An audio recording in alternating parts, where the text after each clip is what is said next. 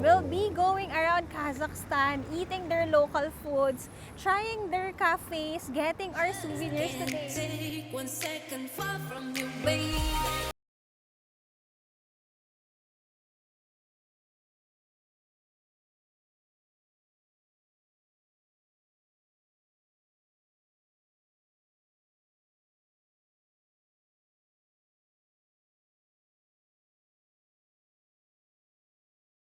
Guys, let me take you to Almaty, Kazakhstan. Asa trentahe, nakita nyo kahapon tayo ay nag-rides. Tayo ay naglakad-lakad ng marami. So for today's video, ang gagawin na natin ay more on the chill pace naman. We'll be going around Kazakhstan, eating their local foods, trying their cafes, getting our souvenirs today. So guys, let me welcome you to my travel joys in Almaty, Kazakhstan! So, samahan nyo kami, guys. It's a sunny day. Naka-leather jacket tayo. It's a Monday. People are going na to work. Kami naman ay mamamasyal. I looked into, guys, alam nyo ba? Sa sobrang in love ko sa Almaty, kagabi, pagka-uwi namin, nag-research ako about sa mga things na napansin ko dito sa country nila. So, some of the nakita ko or bakit yung mga tao dito are slow-paced. So, napansin natin the past few days, very relaxed sila. Naglalakad sila, guys, dahan-dahan lang. Cafes nila, they take time to chat with people, inom ng tsaa, at yun ang kultura. Dito guys, very simple. Sabi ko nga, no, I even posted on socials na this trip didn't only show me yung scenic side ng Kazakhstan, but really let me appreciate yung simplicity ng buhay. Guys, kasi again, nakikita natin yung mga sasakyan dito, hindi magarbo, yung mga tao hindi flashy. Yun nga, especially very relaxed sila. Kikita natin from time to time maraming benches, maraming upuan kasi ang tao dito guys, they focus more on time na sinispend nila sa people that they love. Yun yung nabasa ko guys. So, may mga araw din napapansin natin, bakit ang daming bouquet ng flowers? Anong meron? May graduation ba? May something ba? Guys, flowers here is also a culture. So, kung birthday ng nanay mo, birthday ng kaibigan mo, graduation, or just celebrating anything with your girlfriend, your husband, ganyan guys, nagbibigay sila ng bulaklak. So, yun ang mga naaral ko. Ikaw? Galing. Marami pa akong i-share sa inyo, pero share natin yan kapag appropriate yung lugar na pupuntahan namin today kasi ayun, share natin more on the beautiful sights guys, yung kultura talaga na immerse tayo dito sa Kazakhstan. Now we are walking 400 meters away, 800 from our restaurant, first restaurant. And guys, sa trentahin, sinong nakaka-relate na lumalabas tayo pa-brunch na talaga. I think it's now 12 noon kasi ang sarap matulog dito guys, sobra. Ang sarap ng tulog namin. Nakakatulog kami 12 o'clock. Tapos gising na kami ng mga 8. Si Jello nagising ngayon mga 9:30. Tapos freshen up, chill.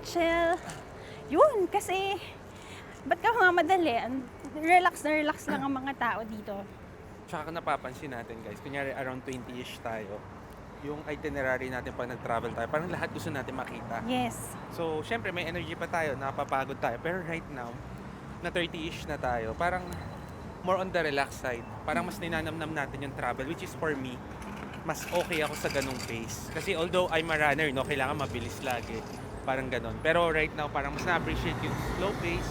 Mas na-appreciate ko yung parang ninanamnam mo yung time mo with your family, with your loved ones. So, yun lang, na-realize ko lang. I mean, hindi lang ako nakarealize yan. I think may others din na nakaka-realize na pagtrentahin na pala gano'n. Pero end of day, kung saan ka magiging masaya, saan ka nag-enjoy, go for it. Yes, go for it. Kasi nga guys, I'll be posting, no, sabi ko dati nung 20s ako, Parang gusto kong makita lahat sa isang bansa kasi hindi ko alam kung kailan ako babalik at makakabalik. Pero now that we are 30, no, pagka na-stress tayo sa sarili nating bansa, nagbubuk tayo papunta sa ibang bansa para mas ma-appreciate ang buhay. So, ayun, dami na natin sinabi. I-enjoy muna natin ang sun. It's a sunny day today.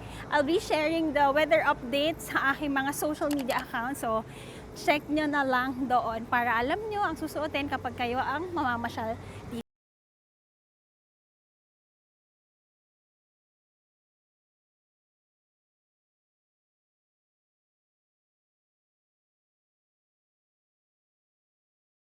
Nandito tayo ngayon sa Mega Park. Ayan ang pinaka-mall nila at ayan lang guys yung ating Airbnb. And sabi ko nga sa inyo, 'di ba? I love dito, very chill. At guys, hindi na nagmo-Montessori ang mga bata.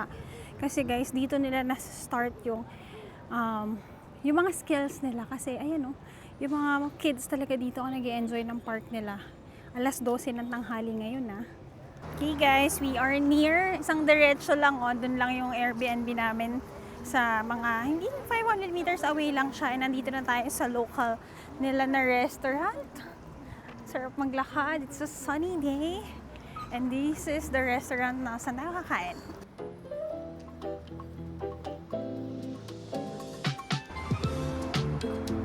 We are here at Nedelka. Here guys, yung alfresco nila. Pasok tayo. Here guys, yung upuan nila inside. Here naman ang kanilang mga pastry cakes. Lumipat kami sa labas guys kasi may lamig, masarap. Dito kami lumipat guys sa may sofa. Tapos alam nyo ba, ayan, may mga blankets kayong pwedeng hiramin. When you enter, andito siya sa may pintuan. Kasi guys, malamig ngayon, so pwede kayong mag-lounge-lounge.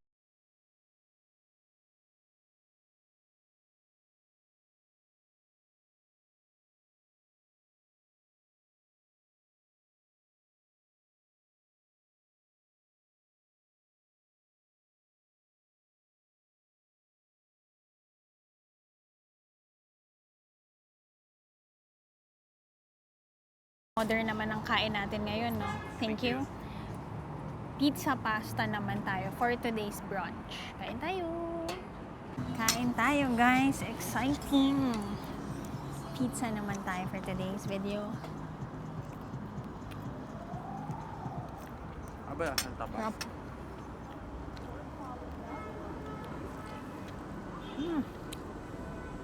At sauce ba ito? No, Sobrang anghang. not so much.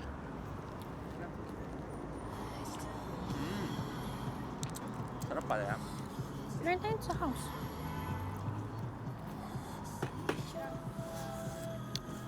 Parang feeling ko, nasa Brooklyn tayo ngayon. Parang ganon. The vibe is vibing. The vibe is vibing. Alfresco eating lang kami, pero very safe ang feeling. Parang tayo nasa Europe or US yung feels.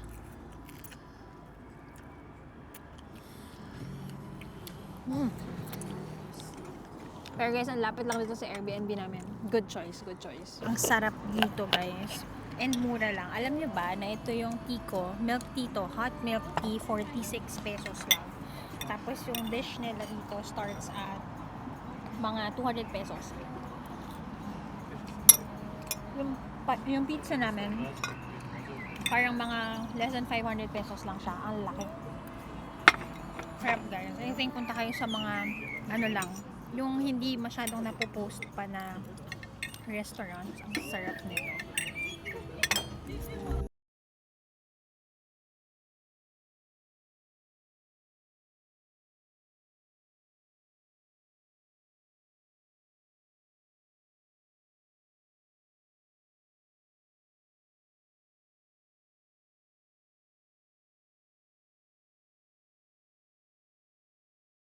Rating ng ating kinain. Nandito ulit tayo sa Nadella na Cafe Nadella. Cafe Nadella. So we ordered pasta, pizza, hot choco and milk tea. The ambiance, guys, 2 hours yata kami nag-brunch dito. Kasama na yung work and all because it's a Monday. So ayan guys, si Jello muna. Sa akin guys, 8.5 out of 10. Overall na siya. Hindi ko na isa-isa no? Kasi ang nagustuhan ko dito yung chill lang na ambience from the outside.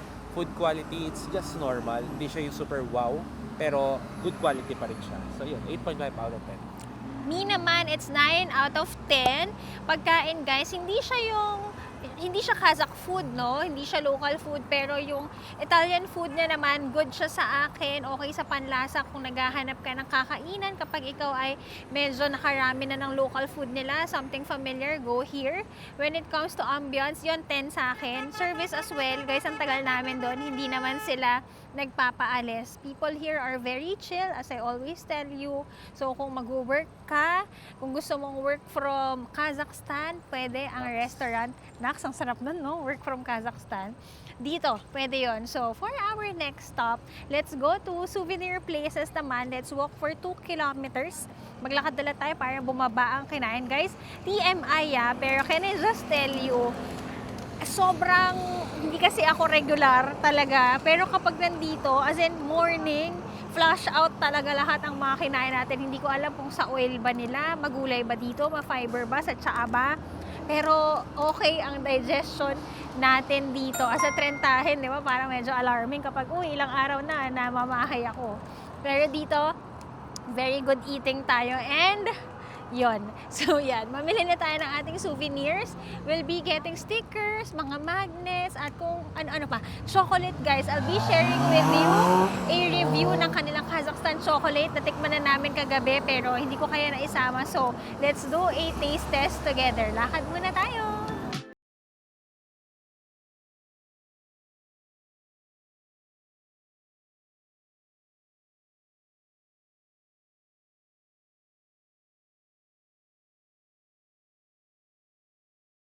Yung background natin, this is Sandik. This is one of the most popular restaurants for Kazakh food. It's fancy, I think.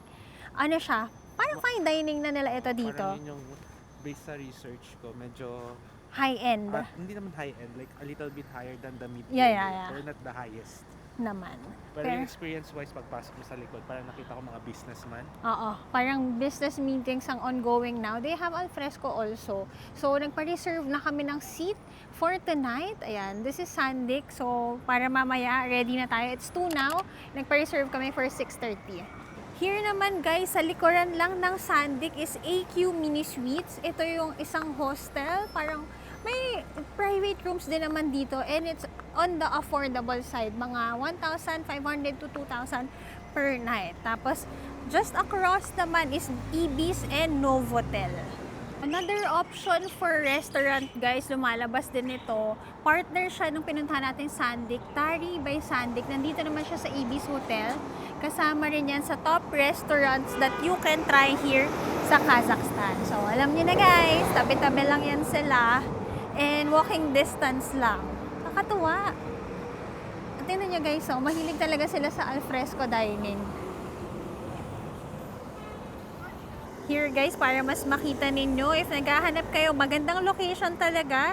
Novotel and Ibis Hotel. If budget is not an issue, you wanna pay for convenience, yan ang mga recommended areas ko for you. Malapit na kayo sa Abay, malapit na kayo sa Walking Street, Panpilov Park, yan. Go for it. Gusto nyo budget hotel, AQ Suites, or if gusto nyo naman na very comfortable, Ibis or Novotel. Nalakaran din namin guys, another branch of Navat. 24/7 din siyang bukas, so pwede nyo rin i-try. Guys, napadaan kami dito, may parang underpass. At tignan nyo, ang tinda nila ay bulaklak.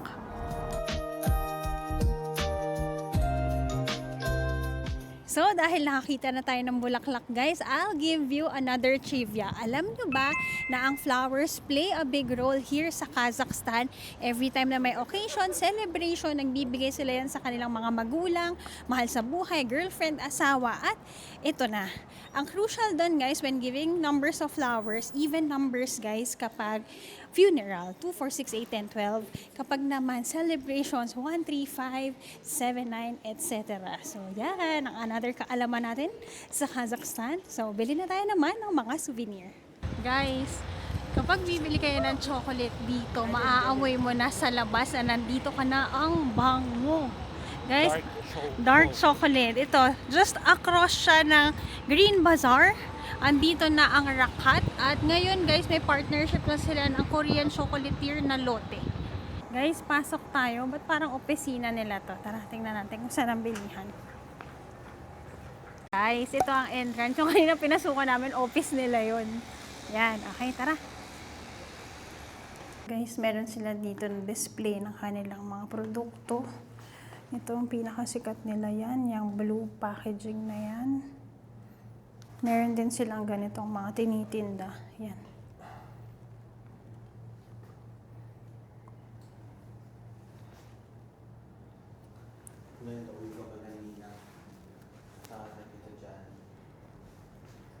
Okay guys, so I'll share you din, be transparent tayo dito. Chinek namin, yung presyo dito guys, mas mahal siya ng mga 10 pesos sa grocery. So kagabi kasi nag-supermarket kami guys, and nandun din yung kanilang competitor. Tinry namin side by side, masarap sila pareho, pero I'll do again a side by side taste test with you guys. Bibili lang kami ng ilan dito bilang nandito na rin naman tayo, and then later, I'll show you yung presyo sa supermarket. Okay, Ben?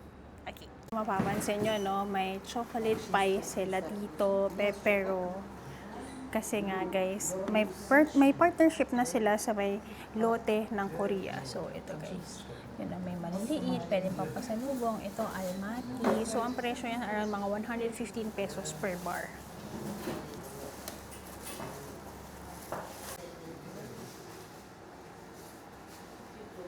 Okay, bili tayo nitong malalaki na to guys. Difference lang is yung Alin? ito mas maliliit na. Pero mas marami. O, ito na pero lang. same lang siya. Okay. Pinili namin 4 na ganito. Tapos tig-isa nito. Yan. Mararami pa silang mga malalaking packaging guys. Tapos meron din silang mga cocoa na 70%, 65 and 80. Guys, kumuha rin kami nito. Yung before us, kumuha siya ng 3. Pero near X siya, pero naka-sale. 1.3 na lang. 1 week na lang ang kanyang shelf life. Malakas naman mag-chocolate si Jello. Pakita ko sa inyo yung laman yan. We got the goods, guys! So, ano pa bang gagawin natin? Tayo ay magti-taste test ng isa sa mga chocolate ng Rakat. Tara, tara. Ito muna yung mga binili namin. First thing, bumili kami ng tin can. Ano bang laman nito? Dito tayo. Upo tayo sa gilid. Very local vibes eh, no? Teka. Yan, guys. Unboxing. Hirap ah. Ay, sarado pa. Guys, alam mo yung feeling nito? Di ba nung bata tayo, ang mga binibili yung laman ay sewing kit. Ito ay tunay na chocolates. Wow! Sarap, guys. This is 1,300. Ang 1,300, guys, ay... Teka. 1,300 ay 150 pesos lang. Guys, ano? Kaso pag na-upload to, expired na. So, yan. Ang ganda nito. Kung kaya natin si Mami nito. No? Go. Next naman, guys. Kumuha naman tayo ng 3 nito. Yan siya. Maliliit naman siya, pero marami. 3 ganito in order namin. Tapo. Oo, sa mga friends para tikim-tikim.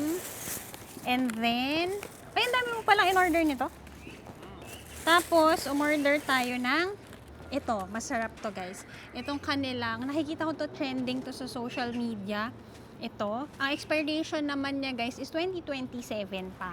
Ito rin, 2027 pa. Pareho lang siya guys. This is, hindi ko alam kung anong kaibahan. Parehas lang, size lang. Gets ko na. Parehong 100 grams pero yung laki, mas manipis ito than ito. Okay. So, syempre magbubukas na tayo para sa inyo guys. Let's do a taste test of Kazakhstan chocolate. Ang cost nito guys is 1,000 tenge or around 115 pesos. 1 bar na yun guys. Perfect for your pasalubong. So, yan. Kita nyo naman dito sa tabi, ang dami natin binili. So, bukas tayo. Ito na lang. Okay. Ito guys, ayan ang logo nila. Tapos tikim tayo ng isang square nila.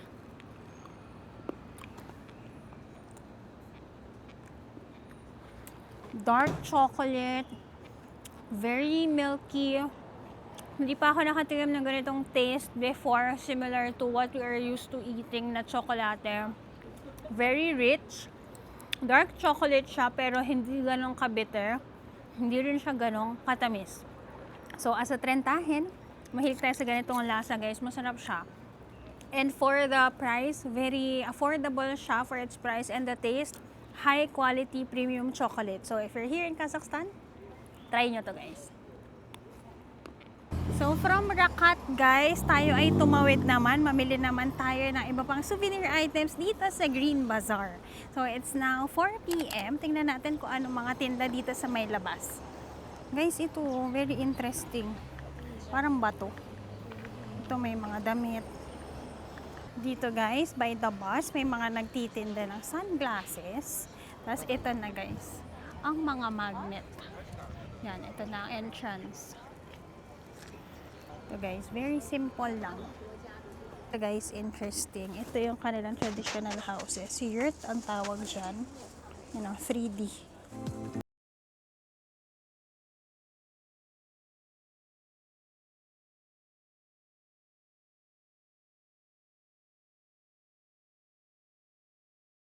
Okay, bili tayo. Guys, ito ang masaya kapag kayo nagta-travel, no? Mamili ka ng pinakamaganda na ref magnet. Kasi forever na yan, nasa ref natin na, ay, nakarating tayo dyan. Dito kami bumibili, guys, sa kanan side ng door ng Green Bazaar.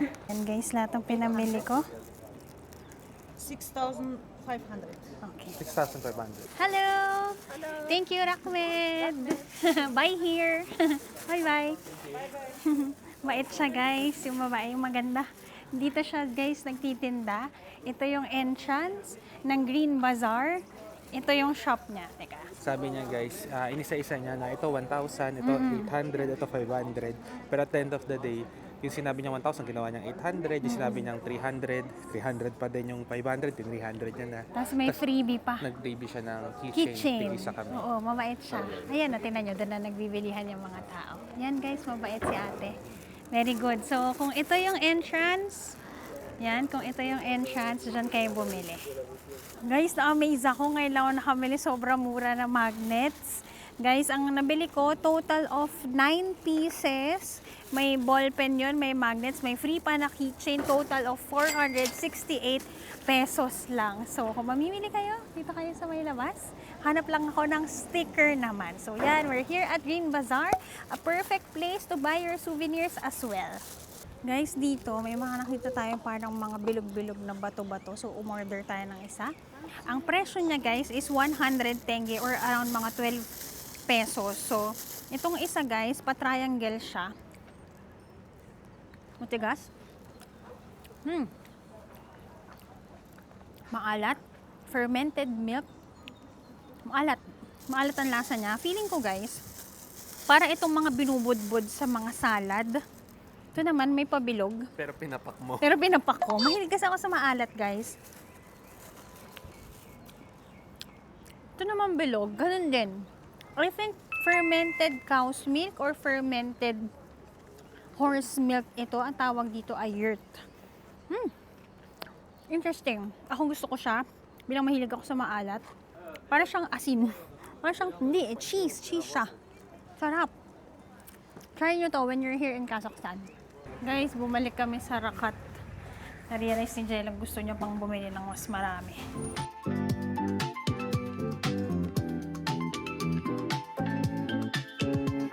Guys, nagdagdag tayo ng ating pangpasalubong. Si Jello bumili ng 1 kilo worth ng chocolate. Gano'n? Guys, ano eh. Ano? Nahiya na ako eh. Di ba usually pa nagpapasalubong ako, hindi na umaabot. So ito, sinobrahan ko na para umabot sa mga kaibigan ko at sa family members. Guys, lagi niyang pinapromise sa vlog, di ba? Pasalubong ko to kay ganito. Guys, walang umaabot. Ngayon, ina-ensure ko na pati yung mga ibang magnets, yan, nakakakuha na yung mga closest friends ko. Ayan. So, kung nakatanggap kayo, part pala kayo ng closest friends ni Jello. Ayan. Appreciating our friends, no? Parang sinama na natin sila sa ating trip na ito. May pasalubong tayo galing kay Jello.